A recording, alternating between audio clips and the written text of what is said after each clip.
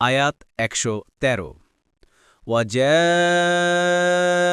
السَّحَرَةُ فِرْعَوْنَ قَالُوا إِنَّ لَنَا لَأَجْرًا إِن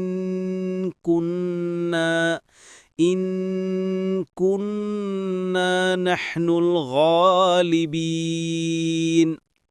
অনুবাদ: জাদুকররা ফিরআউনের কাছে এসে বলল, আমরা যদি বিজয়ী হই তবে আমাদের জন্য পুরস্কার থাকবে তো?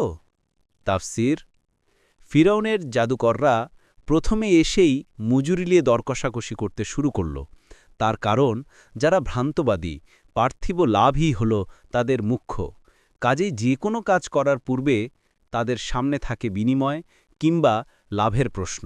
অথচ নবী রাসূলগণ এবং তাদের যারা নায়েব বা প্রতিনিধি, তারা প্রতি পদক্ষেপে ঘোষণা করেন, আমরা যে সত্যের বাণী তোমাদের মঙ্গলের জন্য তোমাদেরকে পৌঁছে দেই, তার বিনিময়ে তোমাদের কাছে কোনো প্রতিদান কামনা করি না, বরং আমাদের প্রতিদানের দায়িত্ব শুধু আল্লাহর উপরই রয়েছে।